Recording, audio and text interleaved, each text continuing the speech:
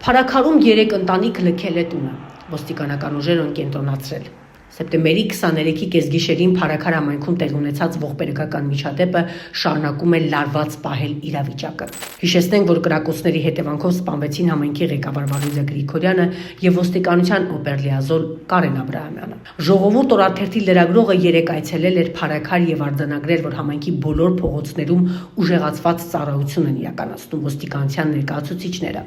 Ցանկացած անկյունում կանգնած են ոստիկաններ, մեքենաների մեջ եւ փողոցների շուրջը տեղակայված են ուժեղացված ստորաբաժանումներ, իսկ մեծ մեքենաների մեջ շարված են նաեւ ոստիկանության զորքերի ներկայացուցիչներ։ Մեր լրագրողը փորձեց այցելել այն անձանց տները, որոնց անունները կապվում են սպանության գործի հետ, սակայն պարզվեց դռները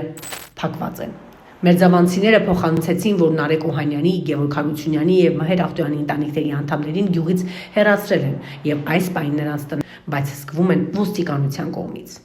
Այս ֆոնին Հայաստանի Հանրապետության քննչական կոմիտեի ղեկավարը հայտարարում է, որ սպանությունը բացահայտված է, սակայն Վալոդիա Գրիգորյանի մայրը Մարինե Գրիգորյանը ժողովուրդ օրաթերթի հետ զրույցում շեշտեց. Սպանությունը չի կարող համարվել բացահայտված, քանի դեռ չեն բացահայտվել պատվիրատուները։ Գյուղում տիրող լարված մթնոլորտը զգալի է։ Մասնավորապես գյուղացիները մեր թղթակցի հետ զրույցում կանխատեսում են, որ եթե քննությունը ընթանա այնպես, ինչպես փետրվարի 5-ին տեղի ունեցած Գրիգոր Օհանյանի սպանության գործը, ապա մեծ է հավանականությունը, որ նոր սպանություններ տեղի կունենան Փարաքարում։ Իրական հանցագործները շարունակում են մնալ դրսում, ահազանգում են գյուղացիները։